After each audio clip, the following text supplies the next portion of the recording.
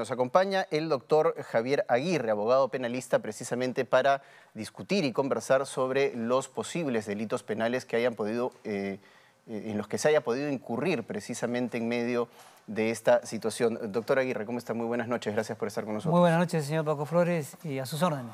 Doctor, quería empezar preguntándole por esta suerte de concurso de delitos que han ocurrido, ¿no?, producto de estas nuevas pruebas que se han revelado de la tragedia ocurrida en el Aeropuerto Internacional Jorge Chávez. ¿De qué otros delitos estábamos hablando? Ayer hablábamos con el doctor Jimmy Sotomayor, el abogado de las familias de los bomberos, y por ejemplo aparecía la figura legal del encubrimiento real, pero también del encubrimiento personal, y ya no del homicidio culposo, sino de una suerte de homicidio por omisión de funciones, por ejemplo. Ya, para hacerlo gráfico a su público, efectivamente, el 18 de noviembre del año pasado, en horas de la tarde, sucedió este accidente, que todos tenemos conocimiento de que prácticamente pasó un año. Hasta el día de hoy, bueno, hasta que salió el último video donde se aparece a las imágenes de los controladores del tráfico aéreo en el aeropuerto, efectivamente se está investigando por homicidio culposo. Y aparentemente los probables homicidios culposos eran los mismos fallecidos, porque uno de ellos creo que falleció hace poco. Entonces, pero a raíz de este video, entonces, parece ser de que todo va a indicar que la Fiscalía debería ampliar sus investigaciones por varios delitos, el famoso concurso. Entre ellos, ahí en las imágenes de los controladores, que en un principio eran 4 personas, luego son 6, se ve que ellos, obviamente las personas encargadas de controlar el tráfico aéreo, o sea, la llegada de los aviones y la salida de los aviones, aparte de otras operaciones logísticas que hay en el aeropuerto. Pareciera ser que los bomberos en ese momento, que tenían un ejercicio simulado de emergencia, no hubo la coordinación justamente con los controladores, y no se sabe quién dio la orden, porque ellos dicen en sus palabras más o menos textuales, ¿no? Se metió. Entonces, esa parte pareciera que hasta el día de hoy no ha sido bien precisada e investigada. Y eso es probable que origine los siguientes delitos. Uno, estas personas no solamente podrían ser pasibles de homicidio culposo y probablemente homicidio doloso, porque ahí estamos viendo que hay personas que se estaban durmiendo, ¿no es cierto? Y supuestamente trabajando en horas de trabajo. Dos, el video lo entregaron a la Fiscalía, todo indica, sin audio. Recién lo entregaron con audio. Por eso que más o menos estamos conversando este tema. Entonces, ahí están hablando de que todos vamos a decir lo mismo, palabras más o menos. Eso ya estamos hablando de delito de encubrimiento personal. Y en el tema del video, que no entregaron completo, estamos hablando de un concurso real, perdón, un encubrimiento real, penas de hasta 8 años en esos casos. Luego podemos estar hablando de un delito de daños en contra del avión, porque al final el camión de bomberos chocó contra el avión. Eso aparentemente todavía no se ha investigado. Luego también podemos encontrar el delito, yo me atrevería a decir, el delito hasta de seguridad en el trabajo. ¿Por qué? ¿Qué significa eso? Significa que Corpac, que gestiona y administra el aeropuerto, correcto, donde todos trabajan ahí, los aviones, lo que dan... Las operaciones, ¿no? Porque digamos la gestión la tiene el LAP, ¿no? Exactamente. Que es el concesionario. Ellos son lo que, ¿no es cierto?, la empresa concesionaria, si bien es empresa del Estado, pero es la que se maneja privadamente, ellos son los responsables del manejo de lo que sucede en su área laboral, ¿ok?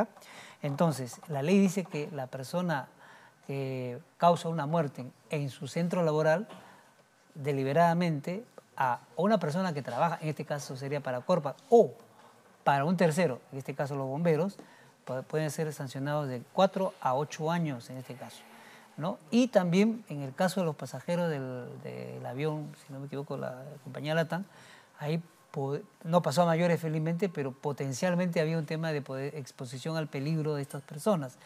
O sea, el bagaje de ampliación de delitos, y no sé qué más va a encontrar la Fiscalía, es lo que tiene que realizar las pesquisas correspondientes para llegar a la responsabilidad del caso.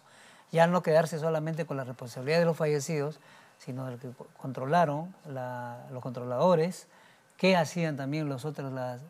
Yo diría que una investigación muy profesional iría hasta la gerencia de Corpac. Porque aquí no estamos... ¿quién es el jefe de esos 5 o 6 personas que estaban controlando? Claro. Su trabajo es controlar a esas personas también, ¿no es cierto? ¿Ha habido un procedimiento, un protocolo de actuación previo a estos hechos? ¿Ha habido un manual de funciones que se ha respetado por parte de estas personas que controlaban el tráfico aéreo? Fíjense, todas estas preguntas vienen, ¿no? ¿Dónde está dispuesto todo eso? ¿Hacen ejercicios de simulación controlados previamente? Seguimos preguntándonos, ¿no es cierto? ¿Todo eso previamente a los hechos ha sucedido o no ha sucedido?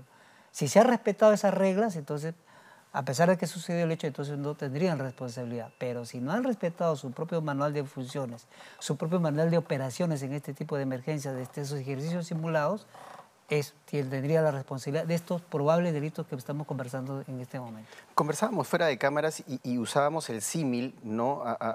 Para entendernos un poco mejor y para poder graficar un poco mejor la situación de que un controlador aéreo es como una suerte de director de orquesta, ¿no? En medio de un espacio como el aeropuerto, en donde circulan aviones, circulan autos de abastecimiento, buses de camiones pasajeros, de gasolina. camiones. Es un espacio en donde todo tiene que estar absolutamente coordinado y sobre todo con protocolos muy claros, porque ahí nadie puede circular por donde le da la gana. Exactamente. ¿No? Entonces, ni antes ni después. Exacto, ni antes ni después. Entonces, ¿dónde están esos protocolos? Es decir, ¿dónde están los manuales que regulan absolutamente todas las actividades que se realizan en tierra, ¿no? Y los aeronáuticos también, obviamente? Durante las 24 horas del día. Exacto. Yo entiendo que eso esa información que usted pregunta debe tenerlo la Fiscalía o la policía que está investigando. Aparentemente pareciera que no fuera eso, porque parece que hasta que apareció el video, todo se suscribía simplemente a la probable, entre comillas, responsabilidad de los fallecidos. Y eso no, a mí sinceramente, en producto de mi experiencia profesional, me llama mucho la atención. Una investigación prolija, suficiente de la Fiscalía, y se la ha encargado a la policía, ya debería tener toda esta información que usted me está preguntando. Debería estar ahí. Y no solo esperar que aparezca el video, sino ya estuvieran investigando todo esto lo que estamos conversando en este momento. Claro, en este caso, si no me falla la memoria y por lo que he podido leer, no es la policía propiamente la que hace la investigación, sino es la Comisión de Accidentes Aeronáuticos, ¿no? Que es precisamente un órgano encargado de investigar y que elevó un informe, el cual también, dicho sea de paso, ha sido bastante cuestionado por una serie de eufemismos que se utilizaban cuando, por ejemplo, hablaban de que uno de los controladores aéreos no estaba durmiendo, sino dormitando, ¿no? Un poco haciendo este juego de palabras para tratar de suavizar las cosas cuando lo que hemos visto en los videos es bastante evidente, ¿no?